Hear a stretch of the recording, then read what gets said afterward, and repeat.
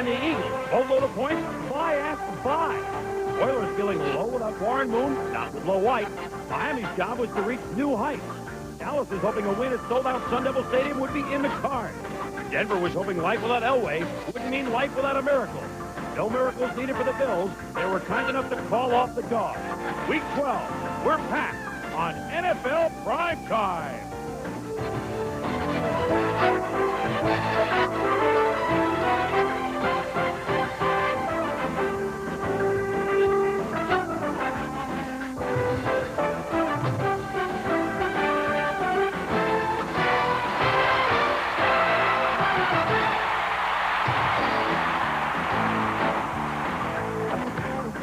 If they only knew. Welcome to week, 12 of NFL Primetime. Hi, everybody. I'm Chris Berman, week number dozen, so to speak. Yeah, I'm all right. So with me, as always, trying to get me out of this mess, Tom Jackson, Robin Roberts. Always some interesting things to show you when we have the hour-long edition of NFL Primetime. First, though, let's get you caught up on the late scores around the NFL. The 49ers going to Anaheim, where they've won 10 of the last 11 years, make it 11 of 12. Struggled for a while, but the Niners win it 27-10, 163 yards rushing for Ricky Waters. Highlights of that later. Dallas Cowboys going to Phoenix, sold out Sun Devil Stadium. Cards give them a tussle. Cowboys win it, though, 16-10. They sweep the Cards this season. Elsewhere, it was the Jets and the Patriots. 24-3, the Patriots leading the Jets. Just over 2 minutes to go in that game in the dark at Foxborough. The Buccaneers and the Chargers. This is a final at the Murph. The Chargers beat Tampa Bay 29-14. And the Broncos and the Raiders. Tommy Maddox started for John Elway. You think they'd score? No. The Raiders beat them by the count of 24-0. We've got football here on ESPN this evening. The Kansas City Chiefs, with Denver losing, can move into first place, tied with the Broncos in the AFC West. If they beat the Seahawks in the Kingdom, a team that's booked the O back into the word offense, literally. Mike Patrick, Joe Theismann on the call tonight. Gentlemen. Chris, thank you very much. We're getting ready here at the Kingdome in Seattle, where the Seahawks will be facing the Kansas City Chiefs in an AFC West matchup. Good evening, everybody. I'm Mike Patrick. In the 1980s, Lawrence Taylor and Reggie White were the dominant defensive players in the game. As we go deeper into the 90s, who will wear that mantle of greatness? Joe Theismann has the answer. Thanks, Mike. You know, LT's already anointed Derek Thomas the next great linebacker. In 4 years, he has 54 sacks, more than any linebacker in the league. What makes him so good is his anticipation of the snap count and his great quickness off the ball, the way he just comes around the corner. You know, the other thing, too, is against Seattle, he's terrorized this football team. He set a record of 7 sacks in one game, has a total of 12 in the 7 games he's played them.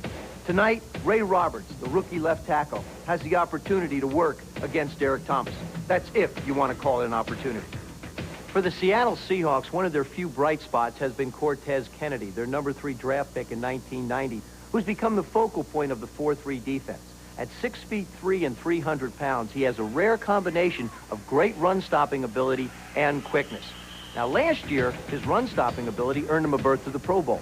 This year, he's become a more complete ball player, getting 8.5 sacks in 10 ball games. And the scary part is, when you talk to the Seattle coaches, he's just scratched the surface of his ability. That's not good news for the rest of the National Football League's offenses. Seattle's defense has been solid all year, but with their offensive problems, that defense may have to be terrific tonight against the Chiefs. Seattle and Kansas City coming up after prime time. Back to you, Chris.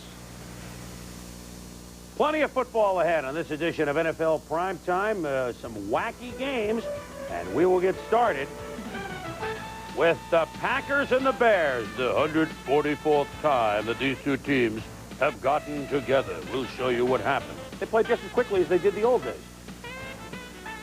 Tonight's analysis is brought to you by Acura Automobiles. Experience precision-crafted performance.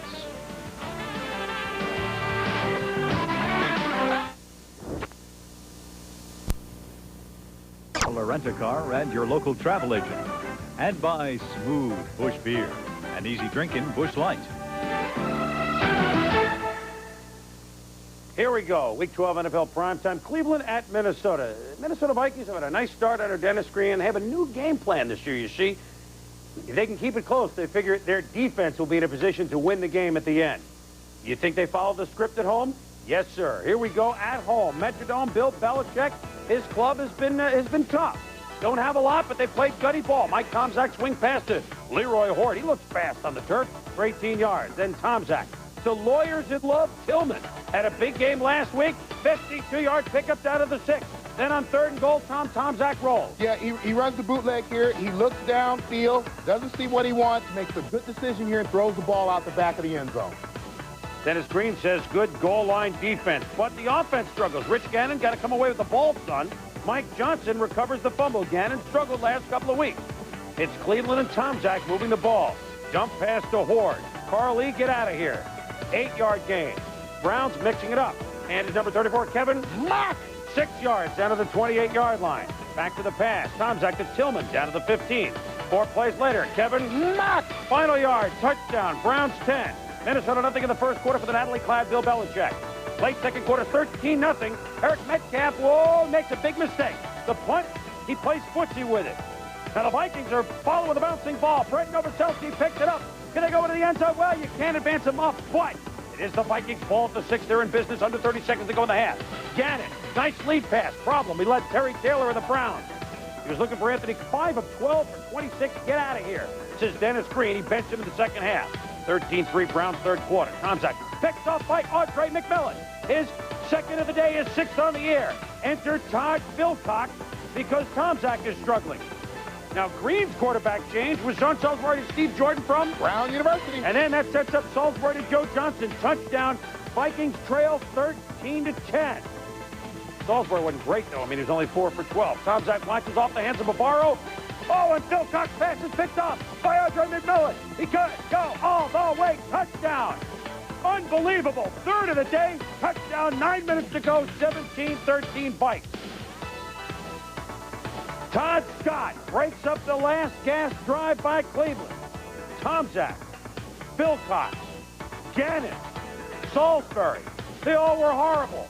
Minnesota won the game, though, 17-13. Audrey McMillan, 73 yards on the interception returns, more than any Viking quarterback had passing, any Viking running back had rushing, any Viking receiver had receiving. Audrey McMillan, the star, the Vikes up to 8-3. Behind the Vikings in the NFC Central, the Packers and the Bears playing for the 8 millionth time at Soldier Field. Mike Ditka has beaten the Pack 5 straight, but the Pack said 7 heads are better than 1. First quarter, we're tied at 3. Brett Favre. Oh, what a pretty play fake to Sterling Sharp. Favre to Sharp. You're going to be hearing this for years. 10-3, Packers in the first. Yeah, Chris, and that play fake freezes the defense. He hides the ball actually behind his back. Most quarterbacks do it on the hip. Makes the nice throw downfield. Sharp gets the one-on-one coverage because of the fake and makes the great catch over Wolford. And we'll take another look at this. If you look at the top of the screen, watch everybody on the field bite on the fake. Wolford's the only one to read it, but that's too good a throw and catch. Meanwhile, for Jim Harbaugh, he struggled. Harbaugh, pass batted down by Matt Brock. Underrated Packer defense. Overrated Bear offense. Wendell Davis, no. Neil Anderson, no. Harbaugh, picked off by Chuck Cecil, who returns the beanie into Bear territory. Look at him go down to the 25-yard line. Harbaugh, 8 for 18 for 97 yards. And could anybody get the triple figures today? Peter Tom Willis. That ought to shake things up. He comes in for Harbaugh. Late third quarter, the Pack 10-3. Favre to Sterling Sharp. That short passing game was there all day. Favre, the scramble. To Harry Sidney. Nice job. Stopped short of the goal line. 2 plays later, Favre. Separated shoulder and all. This kid is tough and gutty, and this proves it right here. And the Packers take the 17-3 lead. Harbaugh watches from the sidelines. Mike Holmgren and company control the clock in the second half. Mike Ditka and the Bears looking at their 4th straight defeat. And the Packers, 2nd place in the NFC Central. I know they're only 5-6. This is a team that's underway. And the Bears have to wonder what's going on. Packers win 17-3. And Tommy, for the Bears, that 4-game losing streak now their longest since '89 when they began 4-0. Ended up going, what, 6-10. They have that look again, don't they? Yeah, well, we heard Tom Landry say it this morning on game day. It takes about 10 years to have a team be good, express themselves, then go crest, reach their peak, and then go over the hill. Now, this team of the Bears was developed in the early 80s. Now it's the early 90s. They don't have the talent that they used to have, and I think it's most evident when you watch them tackle. This team has always been known for hitting and striking in their secondary, and now they're missing tackles. I think as football fans, we are, all of us here and you out there, are all impressed with teams that know they're not going to get to the playoffs, but play with a lot of heart in November and December. Since they were crunched by the Bears 30-10 4 weeks ago, the Packers have taken it to heart. They're looking at 500 a little bit better, and they're playing that way today, and that quarterback Favre gets more confident every game. We got plenty to show you when we return, but I'll tell you what more do you want us to say about the Viking defense? In the last 4 games, the offense has scored 7 touchdowns. The defense has scored 6. 7 overall for the season. Viking D, reason why they're 8-3. When we return, pretty good defense, pretty darn good running back in Pittsburgh. Barry Foster on the loose at home against the Colts. Running back, the nightmare. Barry's just never a discouraging word, and Harvey of the Chiefs. Back on Primetime. Yeah, we got to clear our throat on some of the performances today, but maybe some of the backups starting would have a good day. That was the case in the Indy-Pittsburgh game. Yeah, we saw a pair of them. And playing the Steelers at home, no easy task. The Steelers had yet to lose at home this season. In fact, they were looking to extend their home winning streak to 8 games with a victory over the Colts. And as Boomer said, they both had something in common, going without their starting quarterbacks. It was Bubby for the Steelers. His job made a lot easier because of Barry. First quarter, scoreless game. Foster on the draw, breaks a couple of arm tackles, and gets good downfield blocking, TJ. Yeah, this great blocking by the Steelers offensive line. Center Dermontti Dawson here walls off Jeff Harrod outside. And then once he gets downfield, John Jackson makes a downfield block on Jason Belzer to spring Foster to the end zone. A 20-yard run. Early second quarter, it's still 7-0. Steelers go to Foster through the air. Catches a screen pass. And he takes off down the sideline and goes for 42 yards before he's knocked down. It sets up a Gary Anderson 31-yard field goal. Later on, Foster, he sweeps right, finds an opening, goes 36 yards before being pushed out of bounds. Sets up a 22-yard field goal. 13-0 Steelers at the half. Jack Trudeau in for the injured Jeff George. He tried to rally the coach in the second half. First play of the second half. Trudeau looks right, throws left to Jesse Hester, and he takes off. But he is caught by DJ Johnson at the 4-yard line, TJ. Yeah, and DJ Johnson had better make this play. Robin, this is why they call it a stop and go. You watch Jesse Hester, top of your screen right there. He stops, and he's gone. It goes for 81 yards. Then 2 plays later, Rodney Culver. He takes it in, 13-7 Steelers. But the Steelers try to come back following a Darren Perry interception. Foster just simply weaves his way into the end zone. 20-7 Steelers. Still in the third quarter, more Foster around the right end for 12 yards. Next play, Foster, left tackle for 24 yards. What a day for Barry Foster. 28 carries, 168 yards, and 2 touchdowns. So why not let Leroy Thompson in on the action? A 2-yard touchdown run. 27-7 Steelers. Rodney Culver scored another TD for the Colts, but they still lost by a final of 30-14. The 4th loss in a row for the Colts. It's probably back to the bench for Bubby Brister. He completed only 10 of 22 passes for 109 yards, 1 INT. Barry Foster needs just 30 yards to bring Franco Harris's 1975 team single-season record of 1,246 yards. The Lions hoping to snap their 3-game losing streak, traveling to Cincinnati. Bengals linebacker James Francis, a huge day. First possession of the game, he picks off Eric Kramer, and he picks himself off the turf and returns it 41 yards. That led to a 40-yard Jim Breach field goal. Then Francis on the blitz just bowls over Barry Sanders and sacks Eric Kramer. Francis again on the blitz. He knocks over Sanders to get to Kramer, forces the fumble. The Lions recover. How's Francis doing it, TJ? A big size differential there between Francis and Sanders. He tries to go low on him. Francis just steps over, knocks the ball out for the fumble. And even the offense gets in some good hits. Look at this. Boomer just lowers the boom on Jerry Ball, of all people, blocking for Harold Green. And that was about the extent of Boomer's highlights. He's picked off by Melvin Jenkins. Boomer picked off by William White. I think Boomer misses the injured Anthony Munoz, TJ. Yeah, here you see the pressure coming. Boomer's used to having 2 or 3 pumps Now he's got one. Barry Sanders' turn. And Barry for 19 yards. Barry Sanders.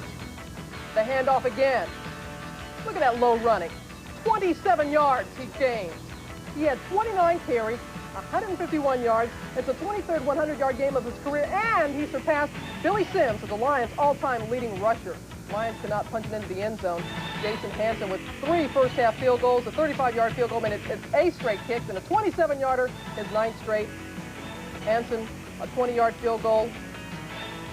Make that 10 in a row. Hanson would add a 4th in the second half. David Shula's Bengals down 9-6 at the half. Second half, more. Barry Sanders with a 5-yard touchdown run, TJ. Yeah, you watch him make the great moves in the backfield, and what it does is it alerts people downfield, get ready to block. So you see great downfield blocking from the rest of the Lions. Second half, more. James Francis, his second INT. He's not going to get caught. 65 yards he returns it. 16-3, Lions in the lead. The Bengals D outscored their offense, 121-95. Last chance. Shula sticks with Boomer, down 19-13. 4th and 10, just throws it incomplete. The Lions celebrate. They win 19-13 for just their 3rd win of the year. Boomer Esiason completed 12 of 25 passes for a season-low 64 yards, pair of interceptions. Eric Kramer, 3 passes picked off, but with Barry Sanders' season-high 151, he kept the Lions' sputtering offense going. Tell you what, let's go inside the numbers, and let's go back to the Steelers' offense. Barry Foster, only 691 yards his first 2 seasons in the league. Well, Foster has rushed for at least 100 yards 8 times this season, 1 more than the Steelers had as a team the last 2 years combined. Eric Dickerson holds the record with 12 100-yard games. Coming up, an exciting ending between the Oilers and the Dolphins. Fred Banks, one of Marino's favorite targets. Boomer has the highlights next.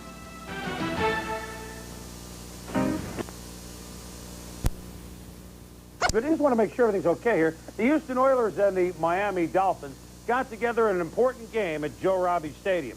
I mean, with games at New Orleans and at San Francisco coming up next for Miami, this was a must-win situation coming off their Monday night loss to the Buffalo Bills. And it would not be Moon over Miami. It would hopefully for Houston be Carlson over Miami. Commander Cody was driving his hot rod Lincoln. He can move for a lanky fella. Houston leads at 3-0, and Carlson picks up 8. And one of his Lost Planet airmen, Haywood Jeffries, for 9 yards. And Carlson, good play fake to Lorenzo White. The Oilers never played fake in other years. With the running of White, it works, and that's Ernest Gibbons. Then Lorenzo White takes over for 5. Low White on the draw play, and the 7 Dwarfs attack.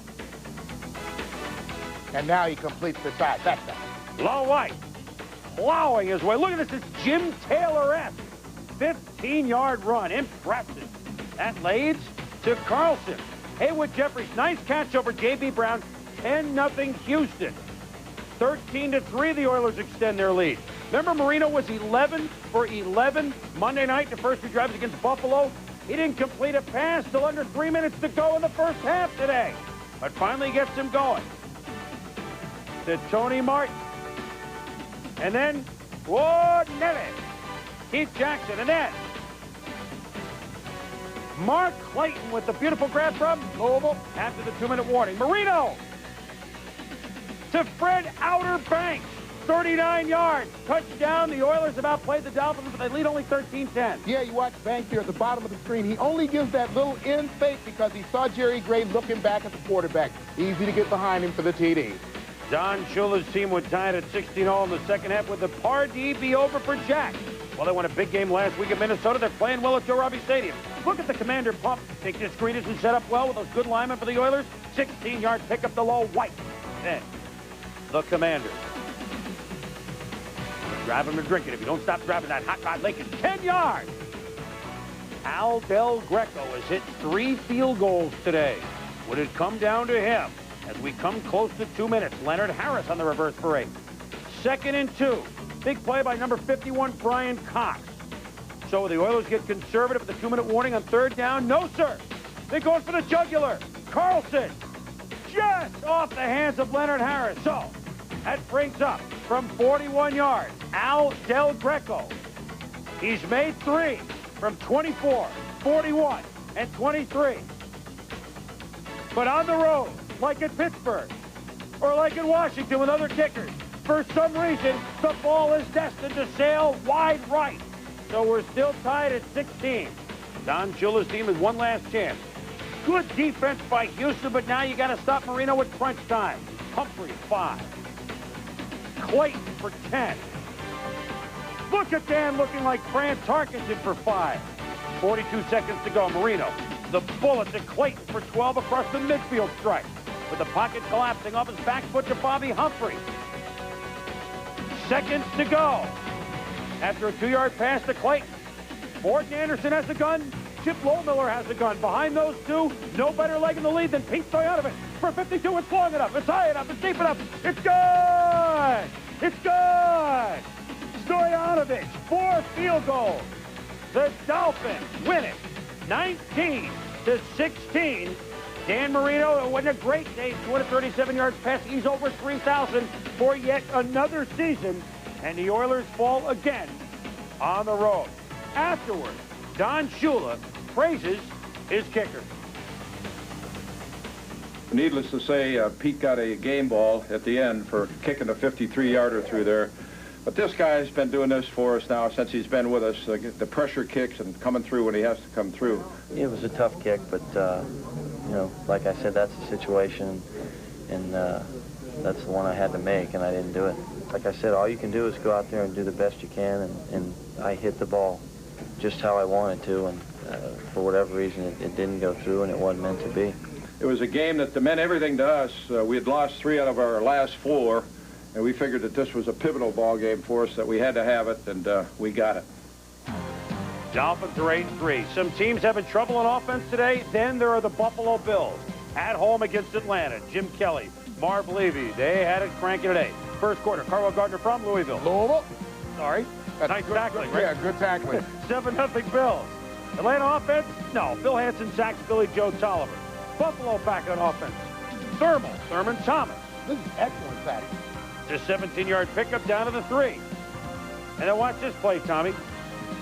You see the nice fake there by Kelly. Metzler finds the open area, back of the end zone.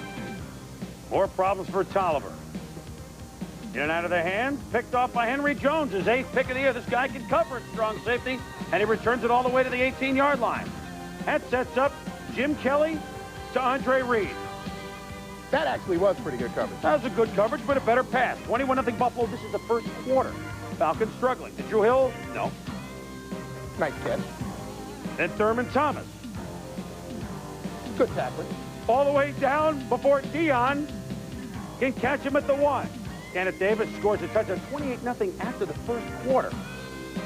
As for the Atlanta Falcons, I think you get the picture. Andre Bad Moon was right. Nice catch. Then Kenneth Davis. Oh, look at this, Tom. This was the best tackling we saw all day, Chris. Look at Kenneth Davis. He just go all the way. He doesn't start. He's got 181 yards.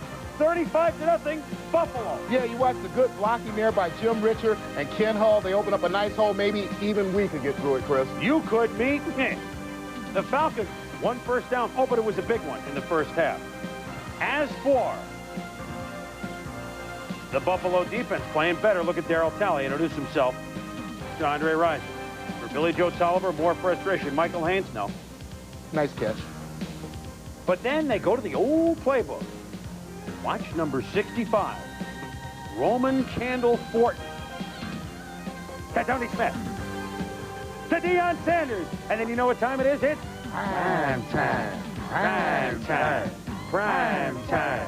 Prime time. But Deion, you're down 38-0. Don't showboat. Because even though your coach is smiling, watch what happens. Chris Hale. Hello, Deion. More Falcon miscues. Tony Jones. What? Good catch. Jason Phillips. What? Good catch. Billy Joe Tolliver. Bad day. Buffalo Bills. 28-0 lead after the first quarter. Then they just, like, coasted for the next 3 quarters. The Bills are up to 9-2. 41-14. Thurman had 103 yards before he left in the middle of the second quarter. Kenneth Davis, 100 yards. Half. As Kenneth Davis now 4 touchdowns in the last 7 days. He had 2 on Monday night, and he had 2 in this game. And Tommy, you know, Buffalo may have taken October off for them. This just in, they're back, and back with a vengeance. They're looking very good as any team in football right now, and their defense is picking it up too, in addition to the 41 points. Let's go back to Houston. I really thought after everyone buried the Oilers, win at Minnesota, and defensively they certainly played well enough to win today at Miami. Yeah, they played an excellent game, especially in the area of pass defense, and I don't think we've seen Dan Marino as frustrated as he was today very often. Dan Marino is noted for getting back and finding somebody and releasing the ball quicker than anybody in the history of football. Today, what we saw him doing all day was pumping, double pumping, cocking, and recocking the football, and that's a tribute to pass coverage. At least 3 of the sacks that the Oilers got today were due to pass coverage. And now, though, for the Oilers, they do have 3 of their last 4 at home, but they're at Detroit on Thanksgiving Day. They're at 6-5. If the Chargers are going to sneak in the playoffs, this is the spot. Charger highlights coming. They're 6-5 too. It's the Oilers spot that the Chargers want. That we'll see how that develops later in November and in December.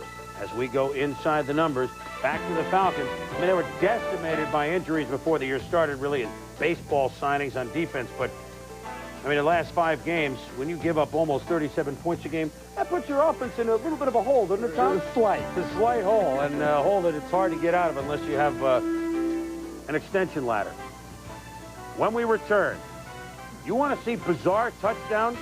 Well, then you watch our Giants-Eagles highlights. I mean, you think you've seen it all, and then you watch a little longer. Stay with us.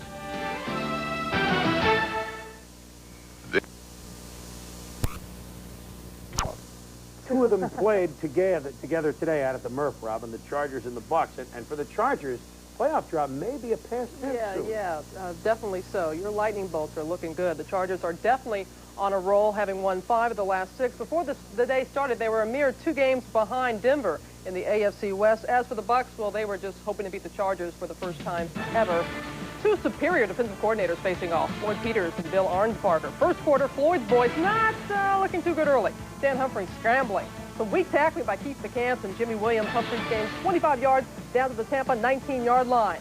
Then Humphries, well, he has all day to find Ronnie Harmon, the back of the end zone. 7-0 lightning bolts, the obligatory early score, of course. The Chargers D, impressive.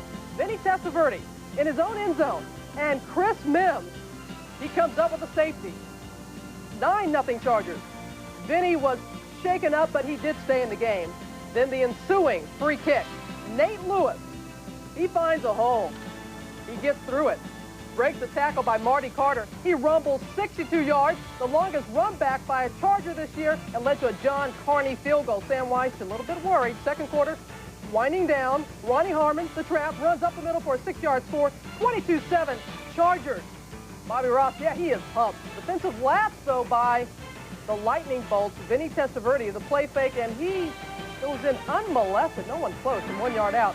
Cut it to 22-14, TJ. Yeah, but this is more telling of how the Charger D played. Vinny drops back. Chris Mims gets in his face. Burt Grossman gets the sack. Then on the next play, it's just a dog pile on Vinny as Chris Mims again with some help from his friends. And then again, more of Chris Mims as he runs over Ian Bickles for the sack. That rookie lineman, Chris Mims, with 3 sacks on the day. Chargers, 29-14. Stan Humphries closed out the scoring with a 4-yard touchdown run. What is this? Yes, they are 6-5. They sacked Testaverde a season-high 6 times. Now, could the P-Men, the Patriots, possibly make it 2 wins in a row at the expense of the Jets? Patriots opening possession. John Vaughn getting his chance because of a hip injury to Leonard Russell. He makes the most of his opportunity, picking up 23 yards. Yes, this is John Vaughn for 17 yards. And then Vaughn gets the call again. 15 hard yards.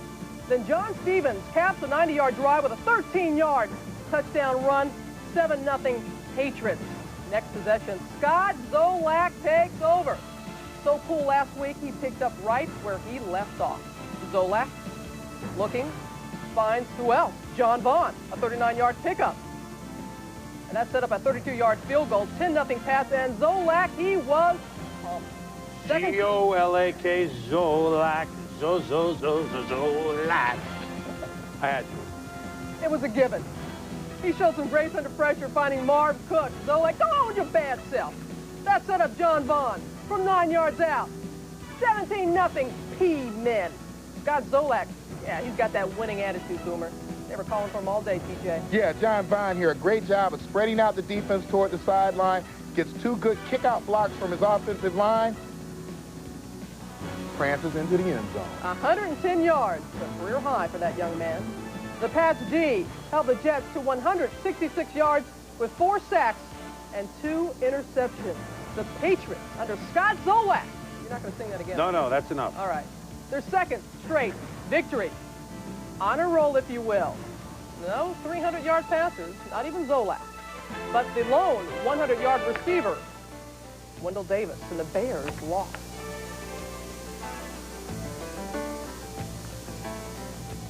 How about that AFC West tilt? I said, how about that AFC West tilt? What? The Broncos and the Raiders. I think the Broncos missed having John Elway. I think so. Boomer has the highlights next.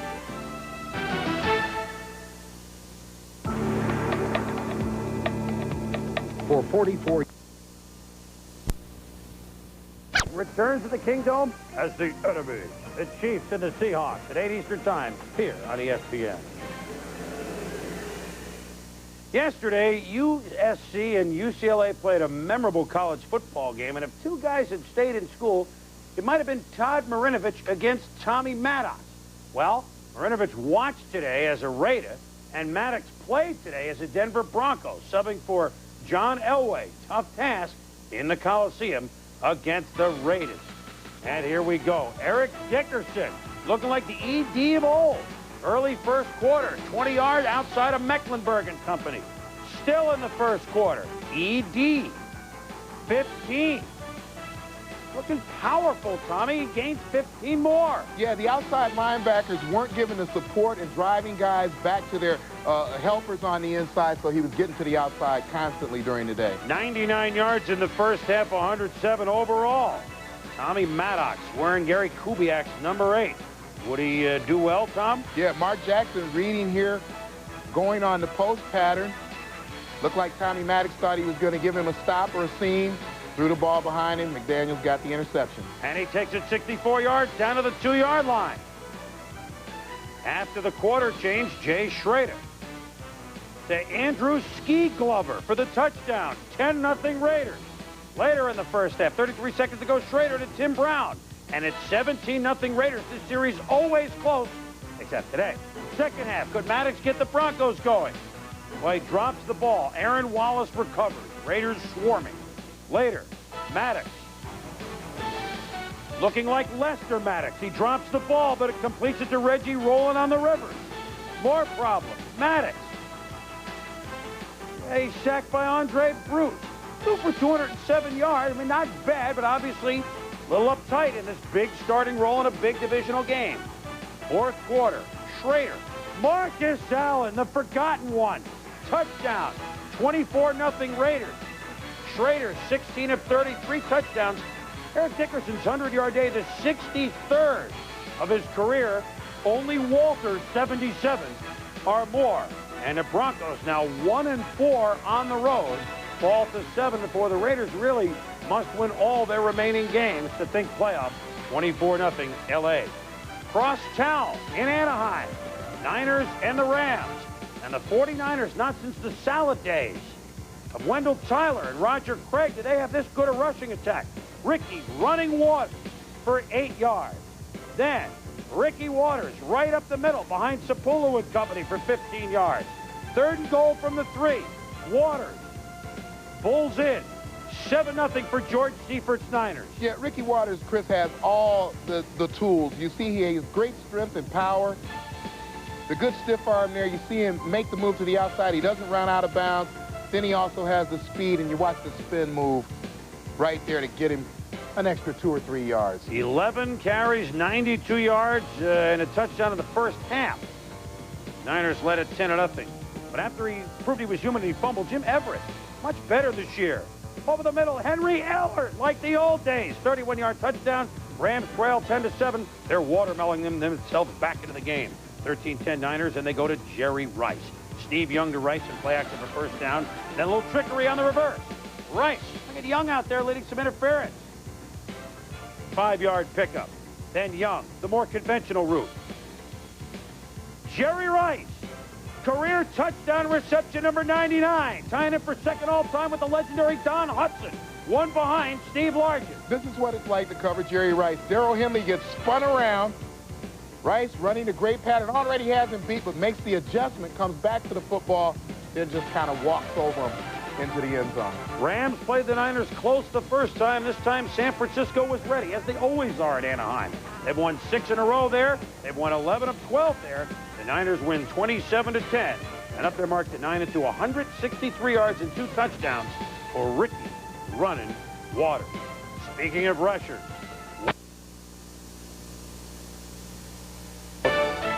you won. Kenneth Davis ran for the C-Note, as did Thermal for the Bills. They won big. Barry Foster, Ricky Waters, 8 guys, 100 yards. 8 guys smiling afterwards.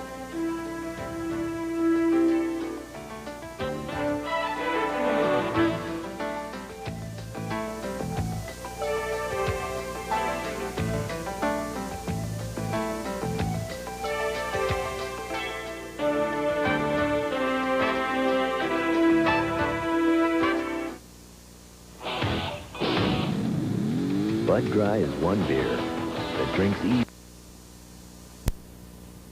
With throw, looking, hit as he threw. Intercepted by Francis. He has wide open field in front of him. James Francis will go in for the score. Touchdown, Cincinnati. There are no penalty flags down. Wow. Throws in the flat, incomplete, or picked off. Big Miller intercepts at the 20, at the 15, at the 10, at the 5.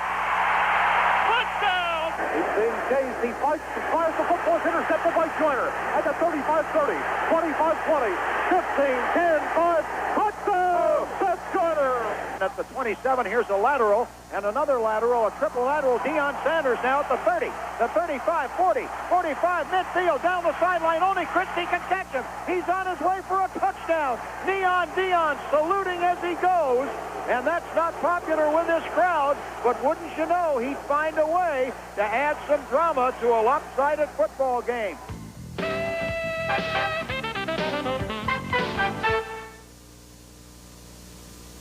The class.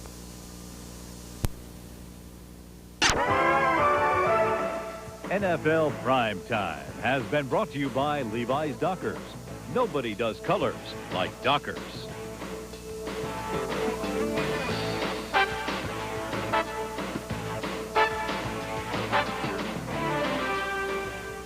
Well, it was a day, Tommy and Rob, in which the defense stepped to the forefront. We saw that on our primetime players, that not every day can we have wild and wacky. These were wilder and wackier games, and I think defense is stepping to the forefront and scoring some points. The teams that have their defensive houses in order and some semblance of quarterbacking will go a long way. Teams like Buffalo, teams like San Francisco, teams like Dallas, etc. Thanks for watching Primetime. For Robin and Tommy, I'm Chris Berman.